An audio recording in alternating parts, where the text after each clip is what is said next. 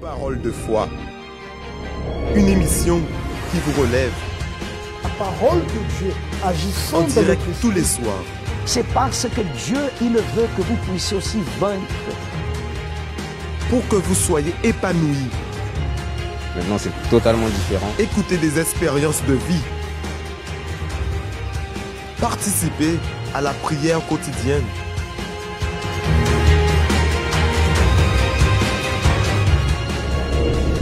Vous assistez à l'émission Parole de vie. Bonsoir à tous, nous sommes maintenant en direct avec l'émission du Centre d'accueil universel qui nous sommes ici pour les paroles de vie.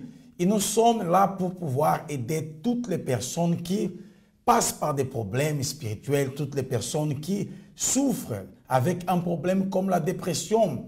Et Pasteur Bruno, bonsoir Pasteur Bruno. Bonsoir Pasteur Francisco. Beaucoup sont les personnes qui nous regardent, qui nous voient en ce moment et qui ont besoin de l'aide. Elles ont besoin justement d'une parole qui va pouvoir les aider à pouvoir faire face à ces problèmes qui est la dépression. Des personnes qui ont déjà frappé plusieurs portes, des personnes qui ont déjà même été passées par être internées dans un hôpital psychiatrique, des personnes qui vivent dépendantes des médicaments, elles doivent prendre des antidépresseurs, des personnes qui portent à l'intérieur d'elles une tristesse, une angoisse, une amertume.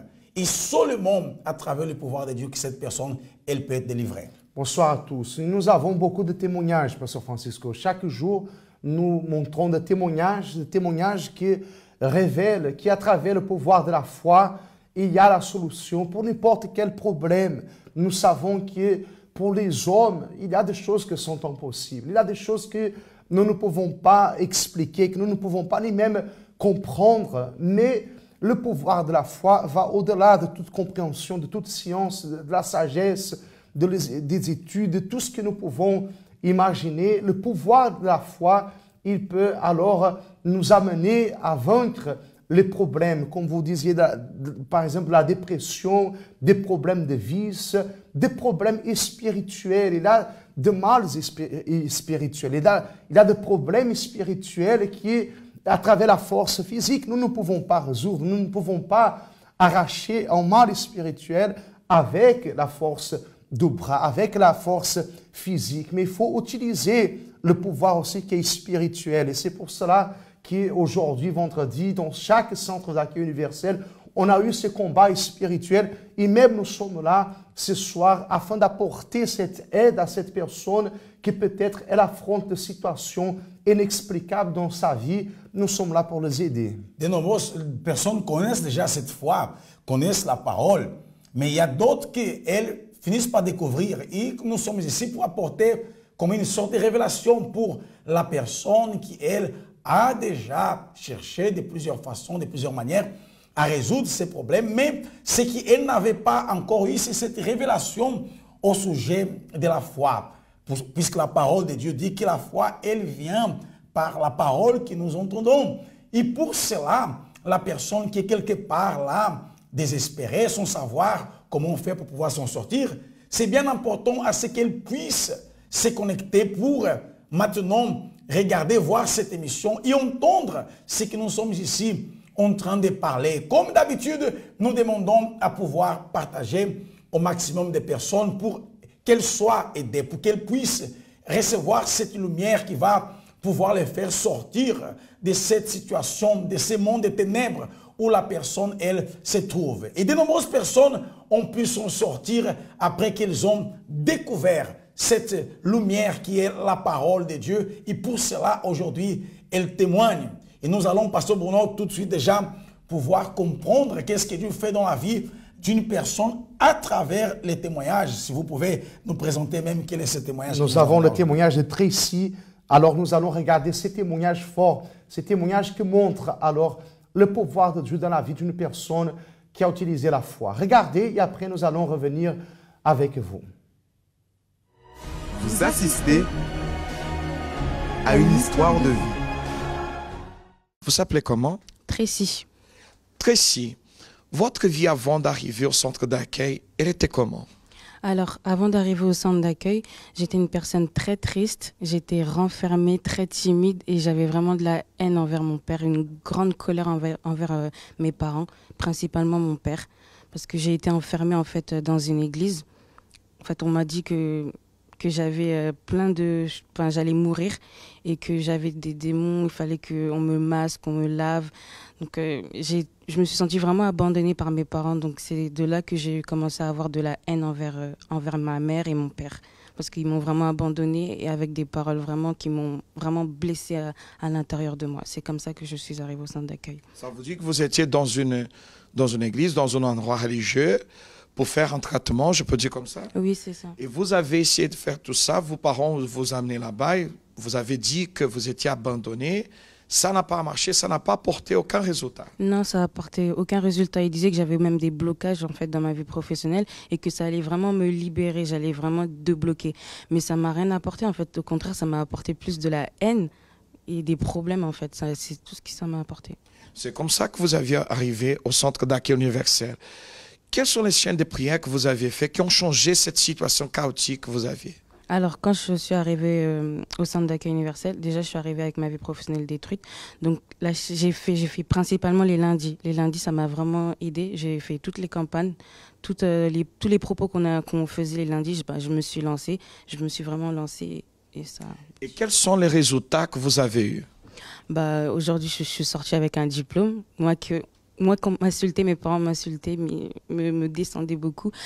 Aujourd'hui, j'ai un diplôme, j'ai un bac+2 et voilà. Avec vos parents, il y a la paix, il y a eu des changements?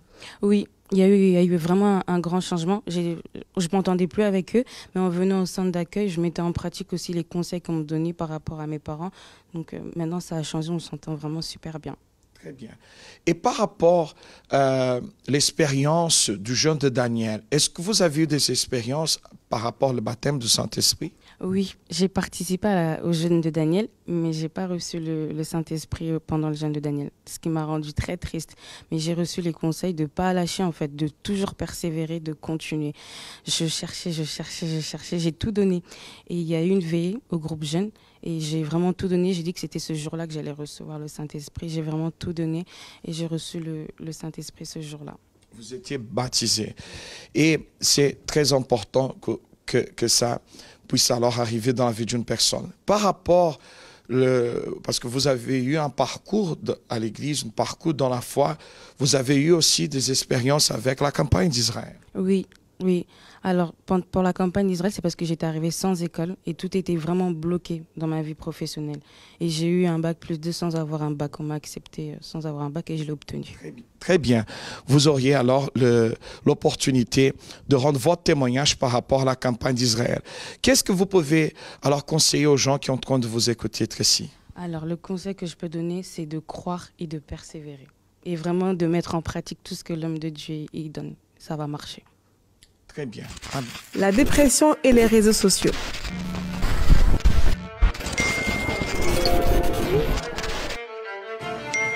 Les réseaux sociaux unissent les personnes pour partager des bons moments avec les êtres chers et apprendre à connaître d'autres personnes.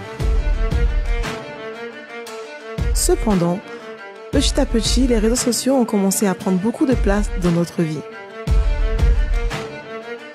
Chaque jour, 30 millions de Français se rendent sur les réseaux sociaux pour consulter les dernières publications, pour échanger des vidéos et photos. Il y a 10 ans, les Français consacraient 4% de leur temps aux réseaux sociaux. Aujourd'hui, nous atteignons 20%.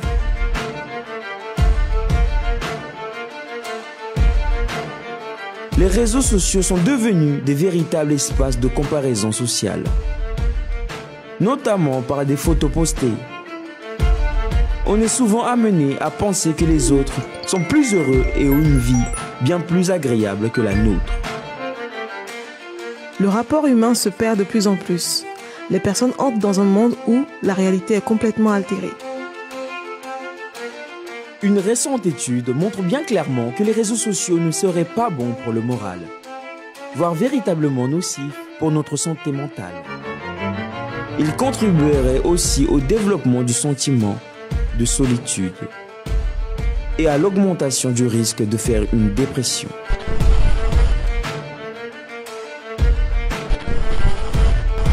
La dépression a une solution. Le suicide n'est pas la solution. Nous voilà de retour dans cette émission Parole de vie et nous venons d'écouter, de regarder le témoignage de Tracy. Elle qui, on peut dire qu'elle a souffert avec la dépression. Elle a fait cette dépression à cause de l'abandon de ses parents, à cause de la situation de maltraitance qu'elle a passée dans son enfance, à cause aussi de la haine. Elle se renfermait. Elle était quelqu'un très malheureuse. Mais c'est à travers la foi au centre d'accueil universel qu'elle a appris alors à vaincre, à se surpasser, à pouvoir vaincre ces sentiments, ces ressentiments qui étaient enracinés dans son cœur. Et aujourd'hui, elle est une personne, une jeune femme, alors épanouie, heureuse, Pasteur Francisco. Mais c'est la foi qui l'a aidée, c'est la foi qui a pu alors la faire s'en sortir de cette situation dans laquelle elle se trouvait depuis son enfance. Nous voyons que la dépression, c'est aussi une évolution. C'est quelque chose qui, comment on peut dire, qu'elle évolue au fur et à mesure que des problèmes s'ajoutent, qu'il y a des problèmes qui viennent, qui arrivent dans la vie de la personne. La personne, elle commence à devenir de plus en plus déprimée, angoissée, triste. Et cela veut conduire la personne normalement au suicide, à se renfermer comme Tracy elle était et arriver en état qui, on peut dire que la personne, elle ne fait plus confiance à personne. C'est difficile même d'aider la personne parfois parce qu'il y a un mal qui la domine à l'intérieur. Et Pasteur Bruno, nous étions la semaine dernière dans cette marche contre la dépression et nous constatons une chose dans la société dans laquelle nous vivons, que ce sujet, la dépression, n'est pas un sujet inconnu. Parce qu'il n'y a pas une seule personne, lorsqu'on parle de la dépression, qui pour elle soit comme un sujet comme ça, tabou. Non, c'est un sujet que toutes les personnes, elles connaissent, la plupart des personnes, si ce n'est même toutes les personnes, si elles ne souffrent pas de la dépression, elles ont un membre de leur famille qui souffre de la dépression. Elles ont des collègues, des amis. C'est-à-dire, dans la société où nous vivons, le problème de la dépression est très récurrent. On voit de plus en plus les personnes qui se renferment, des personnes qui se donnent au vice à cause de la dépression, qui cherchent à trouver un refuge sur des choses, sur des personnes. Et ainsi, nous savons que si nous, on reste là, et on ne parle pas de la foi, on ne révèle pas, parce que la foi, c'est une révélation. À l'exemple du témoignage de Tracy, très jeune, mais elle était déjà dans cette situation.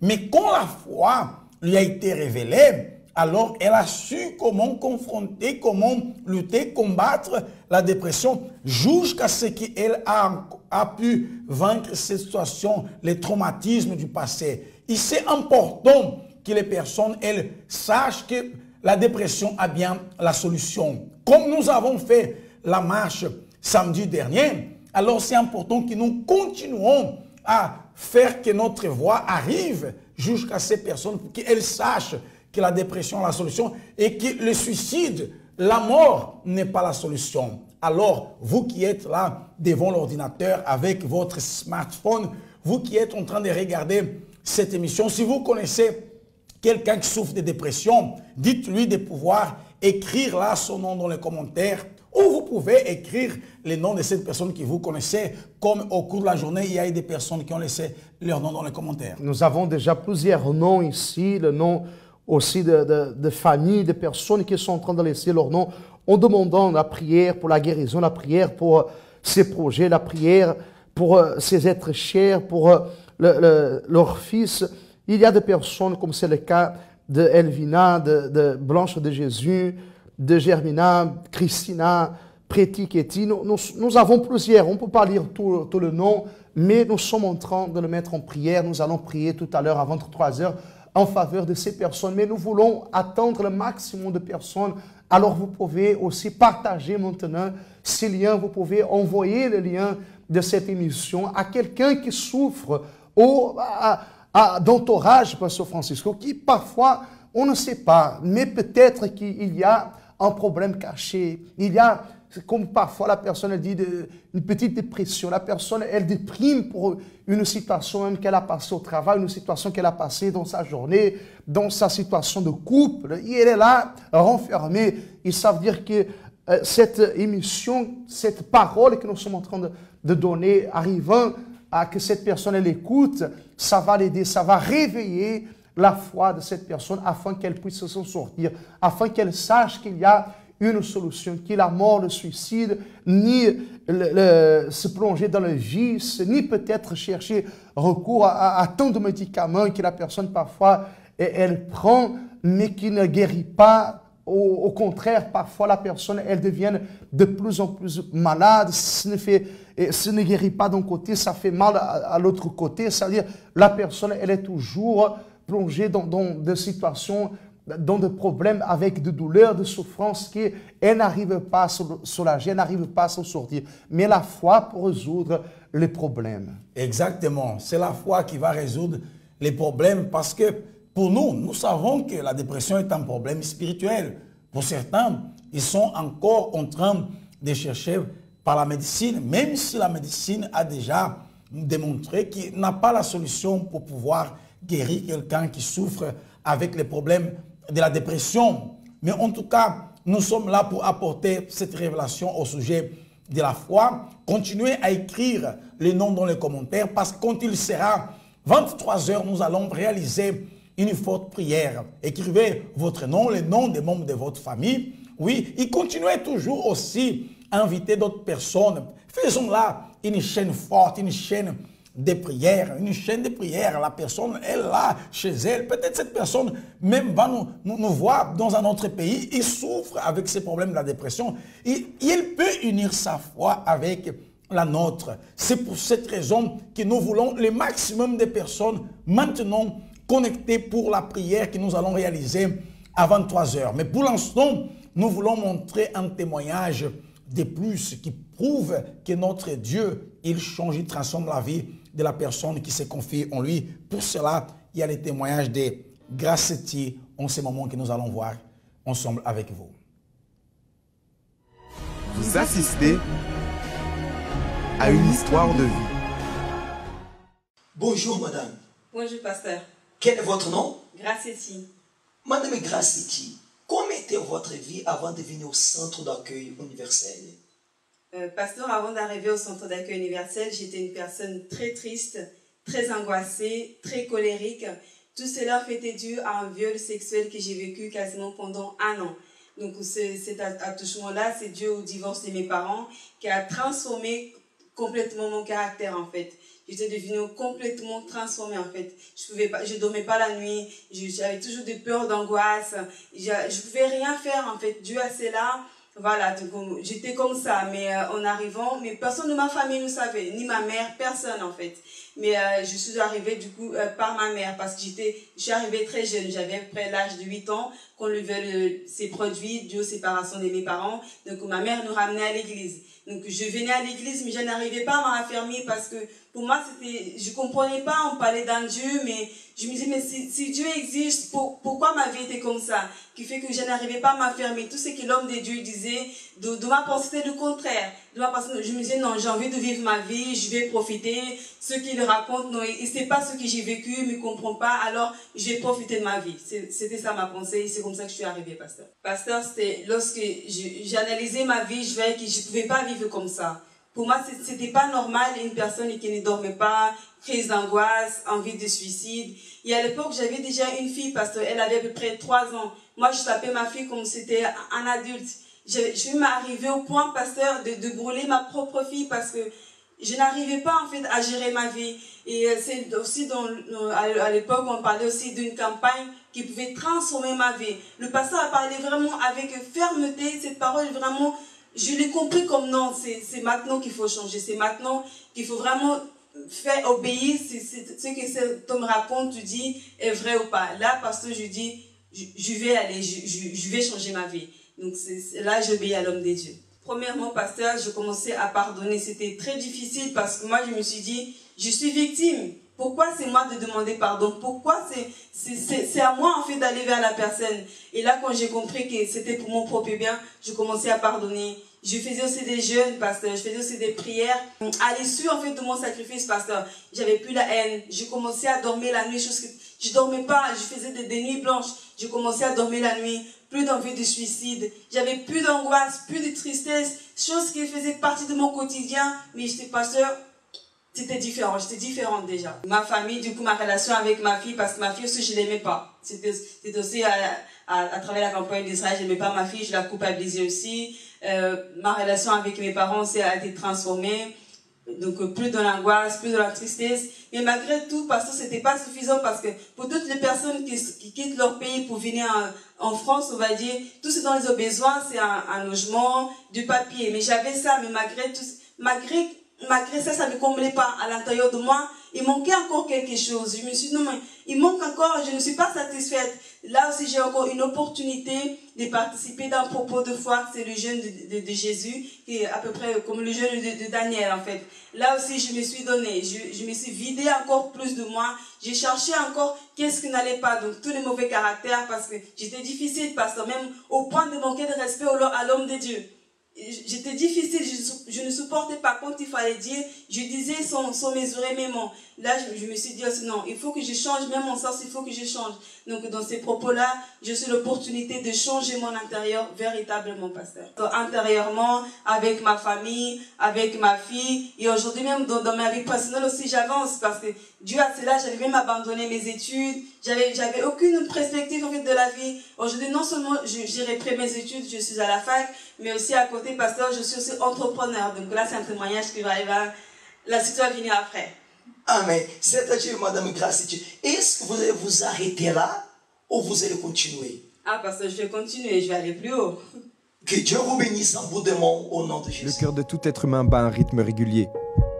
Mais pour certaines personnes, il bat plus vite à cause de différentes inquiétudes. Celle de se marier, de réussir professionnellement. Elles sont préoccupées à avoir une belle apparence, une voiture de rêve, être aimées sur les réseaux. Elles ont dans le cœur leurs amis ou leur famille. Alors quand tout finit mal, c'est comme si elles perdaient la vie et que leur cœur s'arrêtait. À ce moment-là, la vie n'a plus de goût. Tout ce qui remplissait votre cœur finit par vous rendre nerveux, triste, seul, déçu, trahi par ce qui vous était le plus cher. Jusqu'au jour où vous ouvrez enfin les yeux et décidez de vous débarrasser de tous les mauvais ressentiments qui détruisent votre cœur en pardonnant. Le pardon est l'arme la plus efficace pour guérir une blessure intérieure et retrouver la paix. Le dimanche du pardon, ce dimanche dans chaque centre d'accueil. Pour plus d'informations, contactez le 01 53 35 85 11. Voilà, nous sommes de retour avec vous. On vient de voir le témoignage de Gracity. Elle qui en a souffert. Très jeune, elle a été abusée. Et ses parents aussi se sont divorcés. Enfin, un tas de problèmes dans sa famille. Et même quand elle est venue au centre d'accueil universel, elle est venue à l'église, elle a eu du mal à pouvoir oublier tout ce qui s'est passé. Parce qu'elle a porté à l'intérieur d'elle un sentiment de haine de tout ce qu'elle avait vécu. Elle ne pardonnait pas les gens qui lui avaient fait du mal. C'est-à-dire qu'elle avait ces problèmes qu'elle souffrait en réalité pour avoir ce manque du pardon. Et quand on parle du pardon, nous devons nous référer aussi au pardon que la personne, elle pardonne à ceux qui l'ont fait du mal, mais aussi qu'elle puisse se pardonner à elle-même. Dans le cas de Gracity, elle ne pardonnait pas les gens qui lui avaient fait du mal. Et longtemps, elle a souffert avec cette situation. Et après, il y a, alors ce que vous dites, la personne qui ne se pardonne pas à elle-même. Parfois, des situations que la personne, elle vit, elle s'accuse à elle-même, elle se condamne à elle-même. Ça veut dire qu'elle doit vaincre ça pour réussir après dans toutes les autres choses, parce que nous constatons et nous voyons dans chaque témoignage que leur vie était bloquée parce qu'elles avaient ces ressentiments, ils avaient leur cœur chargé, ils avaient un mal dans le cœur. Alors, pour cela, les empêche la personne d'avancer, soit dans la vie professionnelle, déjà dans la vie sentimentale, dans la relation entre la famille, avec la famille à la maison. Ça veut dire tout autour de la personne commence à avoir des situations qui restent hors de son contrôle. Alors, elle a dû apprendre à pardonner. Et nous sommes en train de parler du pardon, Pasteur Francisco. C'est dimanche prochain, ça sera le dimanche du pardon dans tout le centre d'accueil universel, afin que la personne, elle puisse pardonner, elle puisse apprendre à se pardonner à elle-même, il y a même à recevoir le pardon de Dieu. Nous allons alors avoir le dimanche du pardon qui va certainement libérer beaucoup de personnes. Oui, et comme nous parlions tout à l'heure en antenne, on disait que le manque du pardon fait que la personne, elle, soit prisonnière, elle ne soit pas délivrée. La délivrance aussi, elle dépend de ces pardons que la personne, elle doit manifester. Ces pardons-là, comme la parole de Dieu le dit, la parole de Dieu dit, si nous ne pardonnons pas, alors Dieu aussi, le Saint-Esprit, ne nous pardonnera pas non plus. Alors nous avons besoin de pardonner et que Jésus, il a dit qu'il faut pardonner le nombre de fois qu'il faut. Il faut pardonner sans arrêt à ceux qui nous ont fait du mal. Et c'est nécessaire le pardon pour que la personne, elle soit délivrée de tous les traumatismes qu'elle porte dans sa vie, qui c'était l'exemple de Graciette. À cause du manque de pardon, elle ne dormait pas la nuit. Elle est allée même jusqu'au point de songer, de penser à commettre le suicide. C'est-à-dire, elle est allée jusqu'à se retrouver dans une situation qui, elle, pouvait même perdre sa vie à cause de ces problèmes de manque de pardon. Donc, le pardon est nécessaire pour que la personne, elle puisse trouver une vie comme il faut. Le pardon, c'est une sorte de délivrance. La personne, elle reste libre, elle reçoit la paix, elle devient joyeuse, heureuse. Et c'est pour cela que nous sommes en train alors de déterminer que ce dimanche, ça sera très spécial. Peut-être vous êtes une personne qui vous avez la difficulté à pardonner. Vous dites, mais c'est difficile, comment arriver à pardonner? Dieu va vous aider. Pasteur Francisco, Dieu, il peut aider cette personne. Peut-être qu'elle se trouve dans cette situation telle que Tracy, qu'on a déjà montré le témoignage, grâce à Dieu aussi, qui ont passé, ont été abusés, ont vécu des choses horribles. Ça veut dire ont été victimes de mauvaises choses. Et ces mauvaises choses ont été restées, gardées, enracinées à l'intérieur de leur cœur. Mais pour qu'elles puissent se délivrer, il a fallu chercher de l'aide. Et à travers la foi, alors elles ont trouvé le pardon et elles ont aussi pu pardonner. Voilà, nous nous approchons du moment de la prière. Vous pouvez déjà préparer votre verre d'eau, votre bouteille d'eau. Continuez toujours aussi à inviter d'autres personnes à unir leur foi avec la nôtre pour que nous puissions déterminer.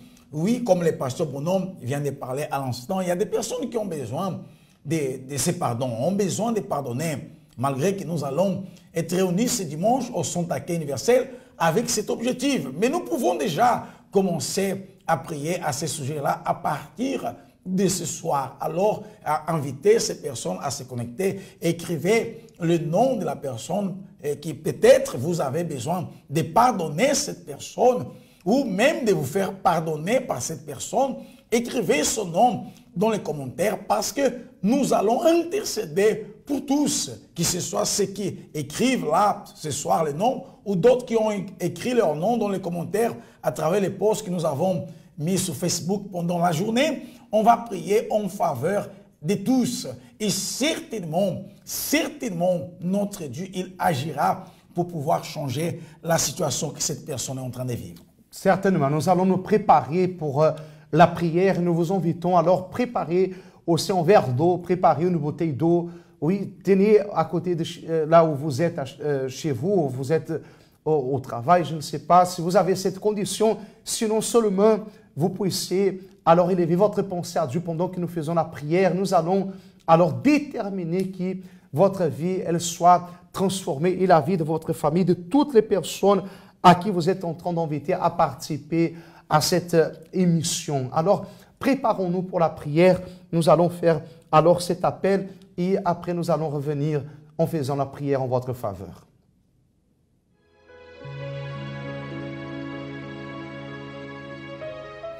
La prière est le lien qui nous unit à Dieu. À travers elle, nous nous libérons des chaînes qui nous emprisonnent, de la mort qui nous persécute, et nous trouvons la véritable raison de vivre.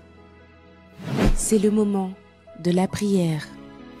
Nous allons parler avec Dieu. Seigneur notre Dieu, Seigneur notre Père, Dieu Tout-Puissant, visite toutes les personnes, mon Père, que leur nom est écrit, mon Père, dans les commentaires. Cette personne qui a laissé son nom, le nom de sa famille, mon Père, cette journée pour que nous prions en leur faveur. Certaines d'entre ces personnes, mon Père, passent par des moments difficiles. Même, Seigneur, étant dans ta présence, les luttes n'en finissent pas. Des luttes, cette personne est en train d'affronter, des luttes spirituelles. Parce que du moment, Seigneur, que nous sommes, mon Père, avec notre vie sur l'abri du Très-Haut, le malin, il va se lever, il nous fera la guerre. Le malin, il va chercher une occasion pour venir nous atteindre.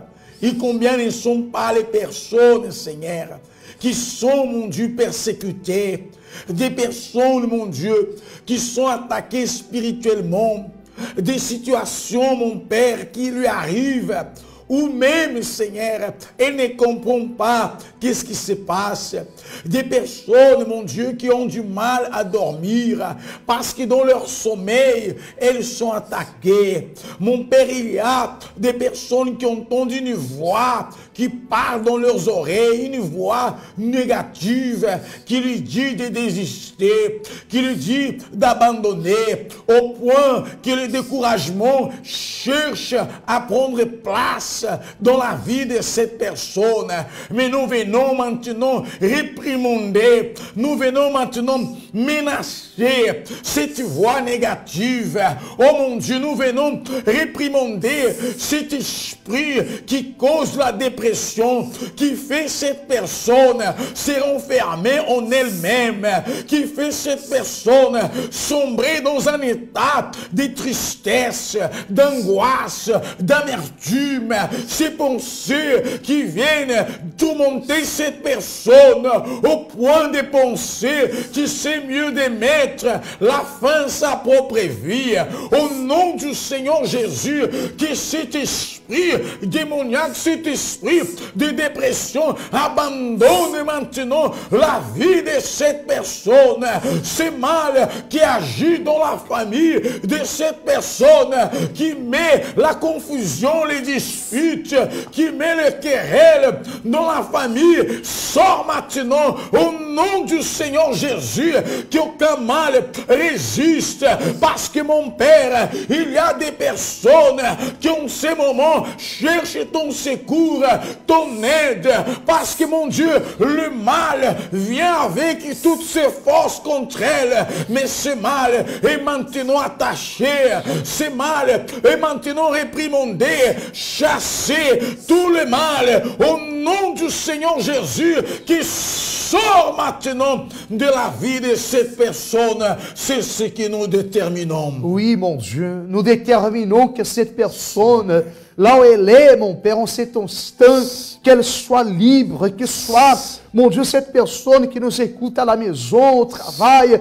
peut-être dans un hôpital, dans une clinique, peut-être même, mon Dieu, dans une prison, mon Dieu, quelle que soit la situation, viens apporter à cette personne la réponse, mon Dieu, le miracle qu'elle a besoin, Seigneur. Oui. Viens répondre à sa prière, Seigneur. Si, cette personne, mon Dieu, qui est unie avec nous, Seigneur, dans une seule foi, Seigneur. Oui, nous unissons notre foi avec cette maman, Seigneur, qui prie en faveur de ses enfants, l'enfant qui est vicié, l'enfant, mon Dieu, qui peut-être se trouve à cet instant même dans la rue, mon Dieu. Elle ne sait même pas où il est, Seigneur. Cette épouse, cette femme, mon Dieu, à qui le mari a quitté, Seigneur. Ce chef de famille, mon Père, qui se trouve dans une situation, mon Dieu, Seigneur, désespéré, sans savoir plus quoi faire. Peut-être qu'il a perdu, mon Dieu, le travail, son emploi. Peut-être ce sont les dettes, les préoccupations, mon Dieu. Mon Père, il peut-être a pensé déjà, Seigneur, à la mort, au suicide. Il ne sait plus quoi faire pour s'en sortir. Au nom du Seigneur Jésus, nous déterminons maintenant que cet esprit de blocage, que ce mal, il sort, qu'il abandonne sa vie. Et qu'à partir de cet instant même, mon Dieu, la vie de cette personne soit restaurée, sa famille soit restaurée, mon Dieu, que la paix, l'amour, mon Dieu, la compréhension, le dialogue, l'union, mon Père, entre dans cette maison, cet instant, Seigneur, afin de rétablir le lien familial, afin que cette famille elle soit heureuse, afin que dans cette maison, mon Dieu, puisse avoir la paix, le bonheur, Seigneur. Alors, mon Père, manifeste ton pouvoir et bénis, Seigneur, toutes les personnes, mon Dieu, lesquelles ont laissé leur nom, le nom de leurs êtres chers dans nos commentaires, celles qui sont avec le photo de la famille, celles qui sont, mon Père, réunies avec nous, Seigneur, à travers cette émission, et nous déterminons qu'elles soient bénies, Seigneur, et que cette eau soit consacrée par le pouvoir, l'onction de ton esprit, et qu'au mouvement de cette eau, mon Dieu, il y ait la manifestation de ton pouvoir pour, mon Dieu, tout ce que nous avons déterminé, pour la guérison, pour la délivrance, pour la transformation de la vie de toutes ces personnes, au nom du Père, du Fils et du Saint-Esprit, au nom du Seigneur Jésus-Christ. Et vous qui le croyez, dites Amen. Et grâce à Dieu. Et vous pouvez maintenant boire de cette eau avec la foi au nom de Jésus.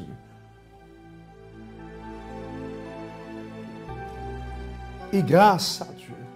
Croyez, mes amis, croyez à votre miracle. Croyez maintenant à votre victoire. Parce que si nous croyons, Pasteur Francisco, c'est déjà lié ici sur cette terre, c'est lié dans le ciel. Nous croyons à cela, que cette personne, elle est bénie. Oui, la certitude est là. Maintenant, vous aussi, de votre côté, gardez surtout ce que vous avez reçu aujourd'hui. Appliquez cette foi dans votre vie et les résultats, vous verrez au fur et à mesure. Ce qui est important, c'est de rester ferme, de rester dans la foi.